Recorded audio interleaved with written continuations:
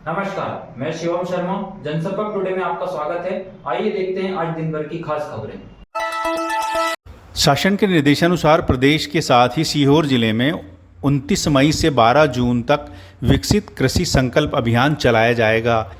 इस अभियान के दौरान किसानों को केंद्र तथा राज्य सरकार की प्रमुख योजनाओं, कृषि वैज्ञानिकों द्वारा बनाई गई नवीन कृषि तकनीकों तथा विचारों की जानकारी दी जाएगी।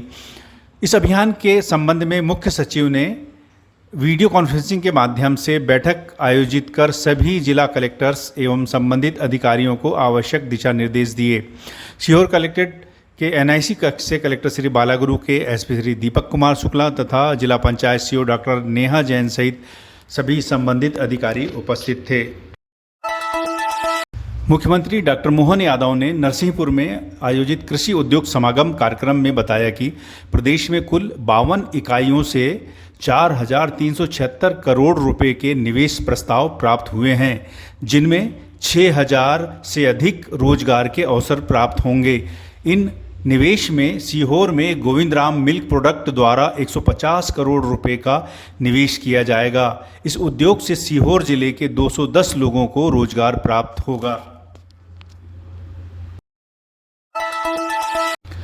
प्रदेश के समस्त शासकीय जिला शिक्षा एवं प्रशिक्षण संस्थान डाइट तथा अशासकीय महाविद्यालयों में DED पाठ्यक्रम में शिक्षण सत्र 2025-26 में प्रवेश के लिए आवेदन की प्रक्रिया मंगलवार 27 मई से प्रारंभ हो रही है।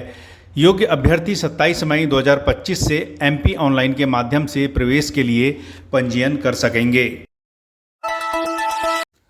शासन के निर्देशानुसार भारत सरकार की प्राइस सपोर्ट स्कीम के अंतर्गत उपार्जन पोर्टल पर तुअर फसल के पंजीयन की अंतिम तिथि 30 मई 2025 तक बढ़ा दी गई है। पहले इसकी अंतिम तिथि 15 मई निर्धारित की गई थी, जिसे अब बढ़ाकर 30 मई कर दिया गया है। किसानों से निर्धारित तिथि से पहले पंजीयन कराने की अपील की गई है।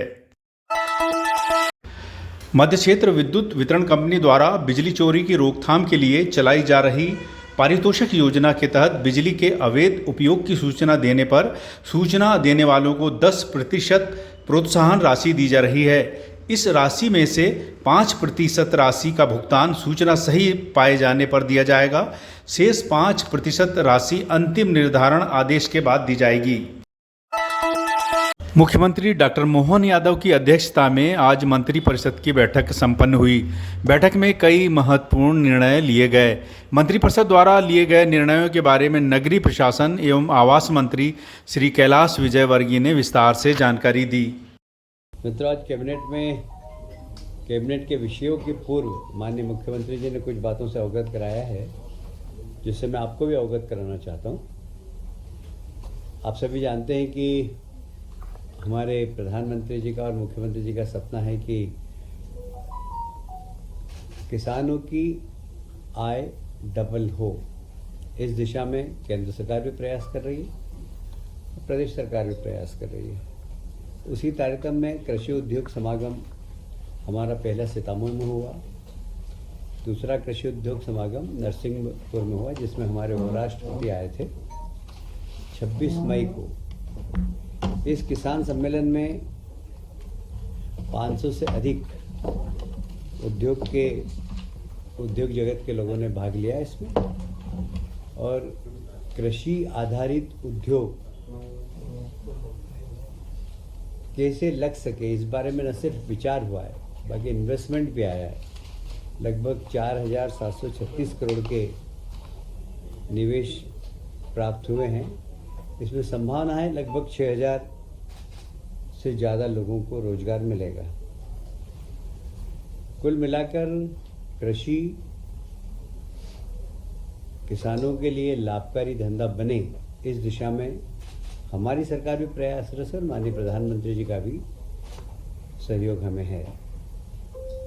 वैसे ही माननीय मुख्यमंत्री जी ने नीति आयोग की बैठक में हिस्सा लिया 24 मई को। नीति आयोग में माननीय प्रधानमंत्री जी ने प्रत्येक राज्य से अपेक्षा की है कि हर राज्य अपना विकसित भारत 2047 का विज़न डॉक्यूमेंट बनाए। हमने तैयार कर लिया अपना, हम उस पर मंथन भी कर रहे हैं और उस दिशा में काम भी कर रहे हैं। बाकी सभी राज्यों से उन्होंने अपेक्षा की है कि 2047 का विजन डॉक्यूमेंट बनाना चाहिए और एक अपेक्षा है कि 2047 में भारत एक ताकतवर देश बने विश्व का, उसमें हर राज्य किस प्रकार सहयोग कर सकता है उस प्रकार का आप लोग प्लान बनाइए। माननीय प्रधानमंत्री जी ने सभी मुख्यमंत्रियों से ये भी अपेक्षा की है कि अंतर्राष्ट्रीय पर्यटक किस प्रकार आपके राज्य में आकर्षित हो सकें, क्योंकि पर्यटन एक बहुत बड़ा उद्योग है और हर राज्य में एक ऐसा अंतर्राष्ट्रीय स्तर का कोई पर्यटक स्थल बने जो हम पूरे दुनिया को दिखा सके कि आप फलाने राज्य में ये वाला है फलाने, इससे कि अंतर्राष्ट्रीय पर्यटक हमारे देश में आए और अंतर्राष्ट्रीय जब लोग आएंगे तो निश्चित रूप से हमारे यहाँ लोगों को रोजगार भी मिलेगा। वैसे ही आज के समय में निवेश आकर्षित करने के लिए हमारी सरकार बड़ी प्रयास कर ही रही है। प्रधानमंत्री जी ने सभी राज्यों से अपेक्षा की है कि निवेश अनुकूल चार्टर बने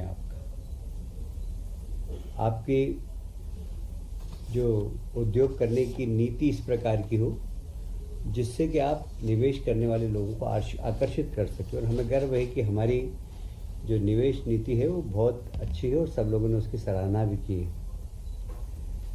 जल संसाधन के प्रभावी उपयोग के लिए ये बड़ा महत्वपूर्ण विषय है जो प्रधानमंत्री जी ने सभी माननीय मुख्यमंत्रियों से अपेक्षा की है कि जल संसाधन के प्रभावी उपयोग के लिए राज्य स्तर पर नदी ग्रिड बनाने की दिशा में कार्य किया जाए। हम लोग इस दिशा में काम कर ही रहे हैं। आपको मालूम है नदी जोड़ो अभियान के अंतर्गत हमने बहुत सारी नदियों को जोड़ा है और मालवा रीजन में जितनी भी हमारी गंगा बेसिन की नदियाँ हैं उन सबको हमने भी जोड़ने का काम किया ही है। वैसे ही 2 टियर और 3 टियर शहर है उसकी चिंता अभी से करें आप। वहाँ पर योजनाबद्ध तरीके से उस शहर का नियोजन हो।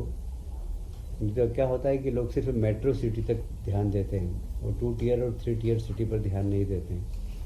तो माननीय प्रधानमंत्री जी ने सभी राज्यों के मुख्यमंत्री जी से अपेक्षा की है कि 2 टियर और 3 टियर सिटी को भी मास्टर प्लान बनाकर उनको ठीक तरीके से नियोजन की कार्रवाई अभी से प्रारंभ करें। भविष्य में जैसे ही हमारी जनसंख्या बढ़े तो वहाँ पर भी लोग अच्छे नियोजित शहर में रह सकें। नारी सशक्तिकरण, आप सभी जानते हैं कि हमने माता अहिल्या जी के 300 वर्ष पूरे होने पर राजवाड़ा पर कैबिनेट की मीटिंग भी की थी और बहुत अच्छे निर्णय भी लिए हों नारी सशक्तिकरण के लिए और लगातार हमारे नारी सशक्तिकरण के लिए कार्यक्रम भी चल रहे हैं। तो प्रधानमंत्री जी ने अपेक्षा की है कि सभी राज्य नारी सशक्तिकरण की दिशा में कार्य करें। कल फिर मिलते हैं दिन भर की खास खबरों के साथ, तब तक के लिए नमस्कार।